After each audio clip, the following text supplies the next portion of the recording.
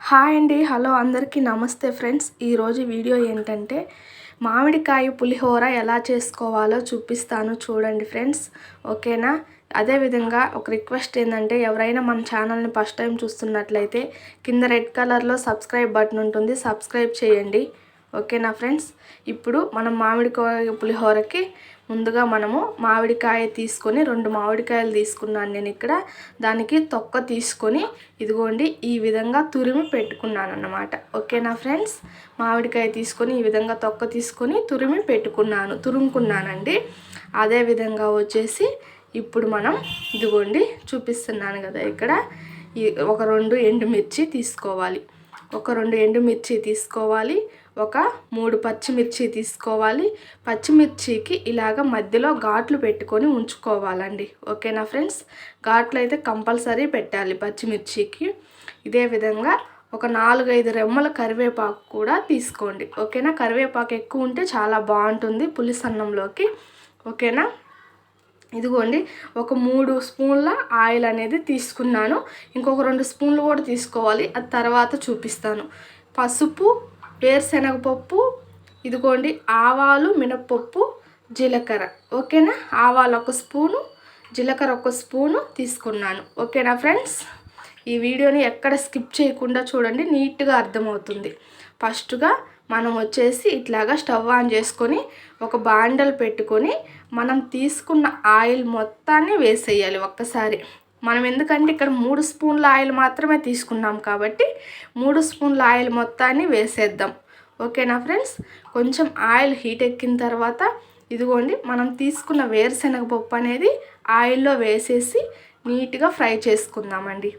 జాగ్రత్తగా స్కిప్ చేయకుండా చూడండి. కొన్ని టిప్స్ అర్థమవుతేనే మామిడికాయ పులిహోర అనేది పర్ఫెక్ట్గా వస్తుంది. ఓకేనా ఫ్రెండ్స్?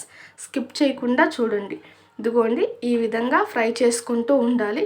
ఫ్రెండ్స్, ఇంకొక రిక్వెస్ట్ ఏంటంటే ఎవరైనా వీడియో నచ్చినట్లయితే ఖచ్చితంగా లైక్ అయితే ఇవ్వండి ఫ్రెండ్స్. చూసి గమ్ముగా అయిపోగాకండి. ఓకేనా? ఇదిగోండి ఈ విధంగా ఫ్రై చేసుకుంటున్నాం కదా. వీడియోలో ఈ ఎట్లా వచ్చినాయో చూడండి. వేరుశెనగపప్పు అనేది మనకి కలర్ చేంజ్ అయినాయి అన్నమాట. సో ఈ విధంగా మనం అనేది ఫ్రై చేసుకొని ఇదన్నిటిని ఇదిగోండి కరెక్ట్గా వచ్చినాయి. ఇవి సరిపోతాయి. ఆరిపోయేలకి ఇంకొంచెం ఎర్రగా అవుతాయి అన్నమాట. మనకి వేరుశెనగపప్పు తీసి పక్కన పెట్టేసుకుందాం. పక్కన పెట్టేసి అదే ఆయిల్లో మనం ఒక 2 మనం తీసుకున్న ఎండుమిరపకాయలు వేసేద్దాం. ఎండుమిరపకాయలు అదేవిధంగా పచ్చిమిరపకాయలు కూడా వేసేద్దామండి. మనం తీసుకున్నాం కదా పచ్చిమిరపకాయలు కూడా వేసేద్దాం. కొంచెం జాగ్రత్తగా వేయించుకోండి. పచ్చిమిర్చి అనేది చిటా అంటుంది ఫ్రెండ్స్. సో ఇదిగోండి ఇక్కడ ఈ విధంగా అయితే మనం వేయించుకున్నాం. ఈ విధంగా వేయించుకుంటే సరిపోతుందన్నమాట. ఇవి కూడా తీసి పక్కన పెట్టేసుకుందాం. ఇవి కూడా తీసి పక్కన పెట్టుకున్న తర్వాత ఇప్పుడు మనం ఏం చేయాలంటే మనం తీసుకున్నాం కదా కరివేపాకు, అది కూడా కొంచెం ఒక 4-5 రెమ్మలు తీసుకోండి, ఏం పర్లేదు. ఇదిగోండి కొంచెం దాంట్లో సగం కరివేపాకు తీసి ఆయిల్లో వేయడం, తీసి పక్కన పెట్టేయాలి. ఏం వేగించాల్సిన అవసరం ఉండదండి. ఊరికి వేడి ఆయిల్లో వేస్తేనే కరివేపాకు అనేది బాగా ఉంటుందన్నమాట. ఇప్పుడు మనం తీసుకున్న ఆవాలు, జీలకర్ర కూడా ఆయిల్లో వేసేద్దాం. ఆయిల్లో వేసేసి ఇదిగో వెంటనే మళ్ళీ మనం ఇందాకలు కొంచెం మిగిలిచి పెట్టుకున్నాం కదండి కరివేపాకు, ఆ కరివేపాకు కూడా వేసేసాం. ఇప్పుడు 1 స్పూను పసుపు అనేది యాడ్ చేద్దాం. దాంట్లోనే ఆ ఆయిల్లోనే 1 స్పూన్ పసుపు వేసిన తర్వాత ఇదిగోండి మనం తురుము పెట్టుకున్నాం కదండి, అది కూడా మామిడికాయ తురుము, ఆ తురుము కూడా వేసేసి బాగా కలుపుకోవాలండి. అదంతా మనకి కలిసిపోయేటట్టు కలుపుకోవాలి. అప్పుడు ఇదనేది ఫ్రెండ్స్ మనము సిమ్లో పెట్టుకొని మాత్రమే చేసుకోవాలి. ఓకేనా? సిమ్లో పెట్టుకొని మాత్రమే చేసుకోవాలి. ఎందుకంటే మనకి మాడిపోతే పులిహోర అనేది అంత పర్ఫెక్ట్గా రాదన్నమాట. సిమ్లో పెట్టుకొని చేసుకుంటేనే చాలా బాగా వస్తుంది. తురుమేసినాక ఖచ్చితంగా సిమ్లో అయితే పెట్టాలి స్టవ్. ఓకేనా ఫ్రెండ్స్? ఇదిగోండి ఈ విధంగా వేగనిద్దామండి. 1 నిమిషం పాటు సిమ్లో పెట్టుకొని తురుమంతా మనము వేయించుకుందాం. ఫ్రెండ్స్, అర్థమవుతుంది కదా? జాగ్రత్తగా వినండి. చాలా టేస్టీగా ఉంటుంది, చాలా బాగుంటుంది అన్నమాట. ఇప్పుడు కొంచెం వేగింది కదా, మనం అదేవిధంగా సాల్ట్ తీసుకొని 1 స్పూన్ సాల్ట్ అనేది 1 స్పూన్ కదండి 1.5 స్పూన్ పడుతుంది. మనకి ఈ మామిడికాయ తురుము అనేది మనం కొంచెం టేస్ట్ చూసినప్పుడు కొంచెం ఉప్పగా ఉండాలండి. అప్పుడే మనకి అన్నంలో కలిపినప్పుడు సరిపోతుందన్నమాట. ఓకేనా? అప్పుడు ఇదిగో నేను ఇక్కడ సాల్ట్ కూడా వేసాను కదా, మొత్తం అయితే కలిపేసాను అనమాట. కొంచెం ఉప్పుగా ఉండేటట్టు చూసుకోండి, టేస్ట్ చూసుకోండి. సరేనా ఫ్రెండ్స్?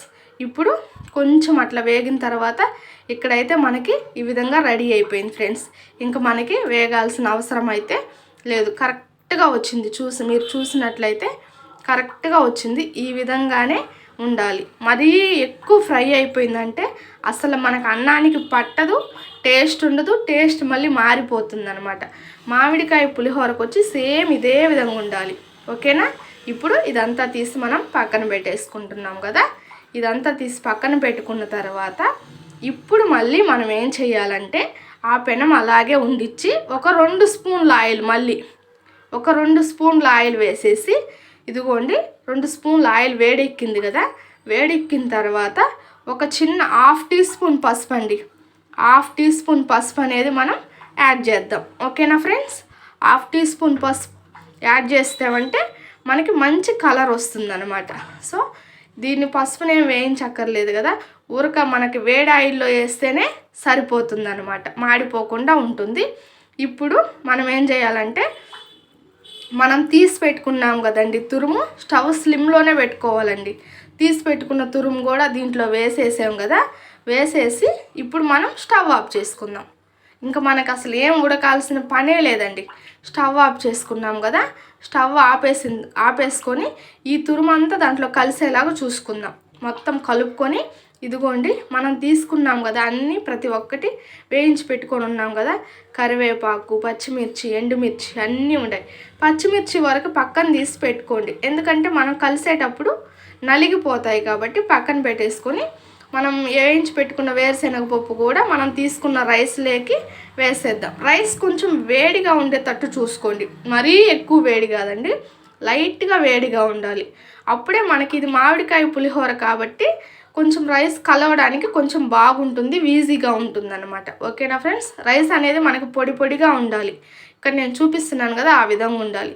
ఇదిగోండి ఇక్కడ మొత్తం మనం కలుపుకున్నాం కదా, ఆయిల్లో మళ్ళీ మనం ఇది పులుసు వేసుకొని తురుము వేసుకొని కలుపుకున్న తర్వాత ఈ విధంగా వచ్చిందండి. కరెక్ట్గా సరిపోయింది మీరు గమనించినట్లయితే. ఇప్పుడు మనం చేసి పెట్టుకున్న తురుము రైస్లో వేస్తున్నాను కదా ఇక్కడ. రైస్లో వేసిన తర్వాత ఇది మొత్తం మనం బాగా కలుపుకోవాలండి. సో గంటతో కలపడం కొంచెం కష్టం అవుతుంది. మనం చేత్తో అయినా అప్పటికప్పుడు తినేసేదైతే చేత్తో అయినా కలుపుకోవచ్చండి. ఆ రోజు తినేసేదైతే నెక్స్ట్ డేకి అయితే ఉండదు, కానీ చేత్తో కలిపితే ఆ రోజు వరకు అయితే చేత్తో అయినా కలుపుకోవాలి. సో ఇక్కడ నేను మొత్తం నీట్గా కలిపి మీకు చూపిస్తాను, చూడండి. ఓకేనా ఫ్రెండ్స్? గంటతో కలపడం కష్టంగా ఉంటుంది కాబట్టి చేత్తోటే కలుపుతున్నాను, చూడండి. చూసారు కదా, నేను నీట్గా కలిపేసాను అన్నం అనేది. ఎక్కడ అన్నం విరిగిపోకుండా బాగా పొడి పొడిగా కలుపుకోవాలి, ఇదే విధంగా కలుపుకోవాలి. ఇప్పుడు మనం తీసి పెట్టుకున్నాం కదా పక్కన మిరపకాయలు, అవనేది పచ్చిమిర్చి, ఎండుమిర్చి కూడా మనం దీంట్లో వేసేసుకోవాలి. వేసుకున్నామంటే ఇక్కడ మనకి మామిడికాయ పులిహోర రెడీ అయిపోయింది ఫ్రెండ్స్. ఇంతే. ఇట్లా కొన్ని టిప్స్ మనం పాటించినట్లయితే చాలా ఈజీగా ఉంటుంది. మీకు ఒక డౌట్ రావచ్చు, ఆయిల్ మొత్తం ఒకసారే వేసేయచ్చు కదా అని. అట్లా వేసినామంటే మనకు తురుము అనేది బాగా ఫ్రై అయిపోతుంది. బాగా ఫ్రై అయిపోయినప్పుడు మనకి తురుములో చెమ్మ ఉండకుండా పులిహోర అంత టేస్ట్ ఉండదండి. అందుకనేసి మళ్ళీ తర్వాత 2 స్పూన్ల ఆయిల్ అనేది మనం యాడ్ చేసామన్నమాట. అర్థమవుతుందా ఫ్రెండ్స్? అది అందుకని నేను తర్వాత వేసాను. ఓకేనా? ఇదే విధంగా ట్రై చేయండి, ఖచ్చితంగా పర్ఫెక్ట్గా వస్తుంది. ఓకేనా ఫ్రెండ్స్? ఖచ్చితంగా ఈ వీడియో కానీ నచ్చినట్లయితే మీకు ఖచ్చితంగా లైక్ చేయండి. ఇంతకుముందు తీసిన వీడియోలు కూడా ఒకసారి చూడండి. మన వీడియోస్ కానీ మీకు ఖచ్చితంగా నచ్చినట్లయితే ఛానల్ మాత్రం ఖచ్చితంగా సబ్స్క్రైబ్ చేసుకోండి ఫ్రెండ్స్. ఓకేనా? చాలా టేస్ట్గా ఉంటుంది, చాలా పర్ఫెక్ట్గా వస్తుంది. ఇదే విధంగా చేయండి. నేను 2 కాయలతో చేశాను కదా, మీరు 1 కాయ తీసుకొని చేయండి. ఓకేనా ఫ్రెండ్స్? ఈ వీడియో చూస్తున్న వాళ్ళందరికీ చాలా థ్యాంక్స్ ఫ్రెండ్స్.